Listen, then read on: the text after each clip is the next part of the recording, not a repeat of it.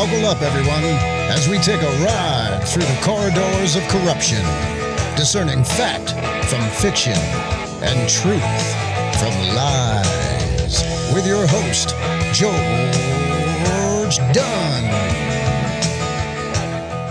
Well, howdy, everybody, ladies and gentlemen, folks, all around. Tomorrow is the big day, Wednesday, where they're going to have the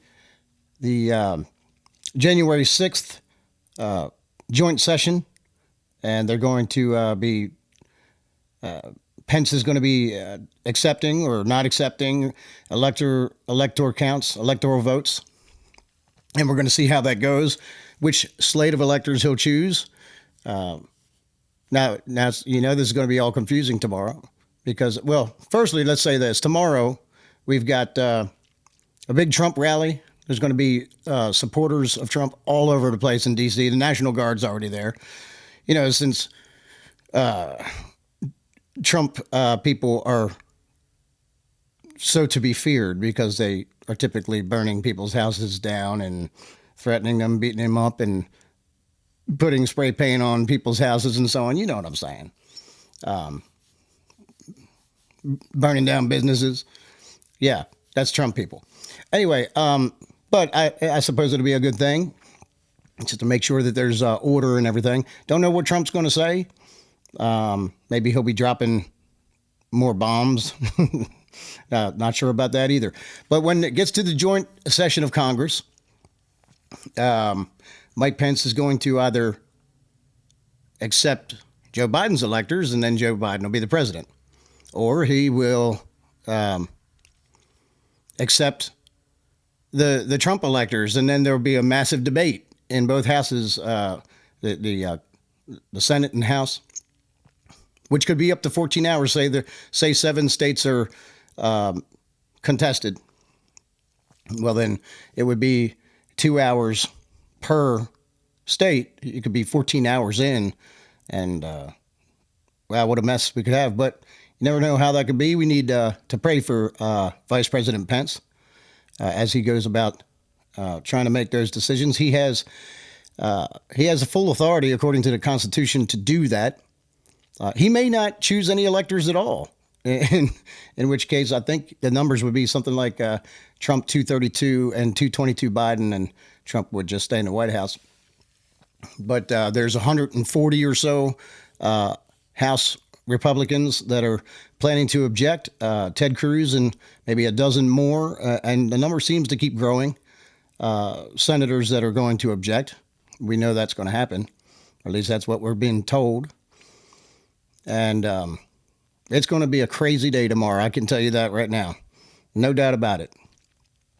But Pence, people have been worried about whether he's going to do the right thing or not. Even the president said, he said yesterday at the rally in Georgia for Loeffler and Perdue, he said, Trump's a great guy. Hopefully he comes through for us. I'm just trying to remember from memory. If he doesn't, I probably won't like him too much.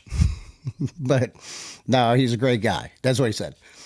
So this all wouldn't be a problem if the states like Pennsylvania, Georgia, Michigan, Wisconsin, Nevada, etc., whichever one I might be missing, if they had not broken their own state's constitutions and tried to circumvent the state legislatures, who are the ones who are supposed to send up the electors, but instead their governors and their secretaries of state did it. That's unconstitutional. Before you even get into whether there's any fraud or not, that's unconstitutional.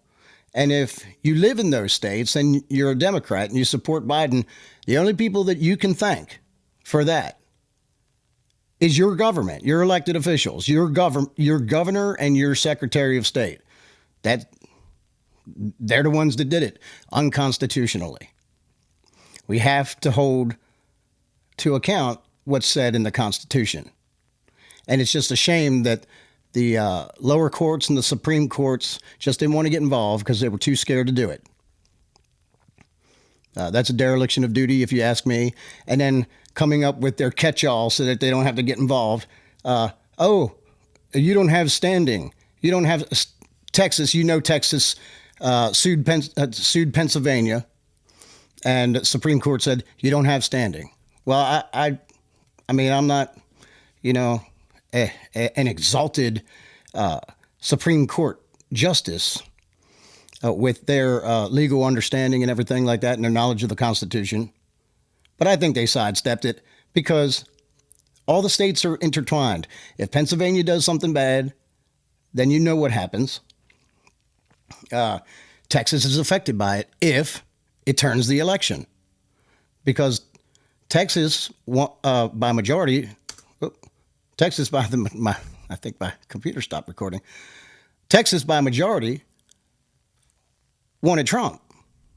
And so if Biden's elected because of unconstitutional measures that other states took, well, of course they have standing. They're all affected. That's ridiculous. So anyway, tomorrow, if the Trump supporters are involved in marches, hopefully they won't be baited by BLM and Antifa, and they'll just keep marching, keep their head up and their chest out, as the hip hop patriot Jeremy Harrell says all the time. But they're going to have to be careful, and we got to pray for them. We got to pray that Pence does the right thing, and it may not even be over tomorrow. We may not even know. Maybe by then some states will decertify. We don't know that either. It's just going to be a wild 48 hours, I guess. But even still, it could still run out to the 20th, January 20th.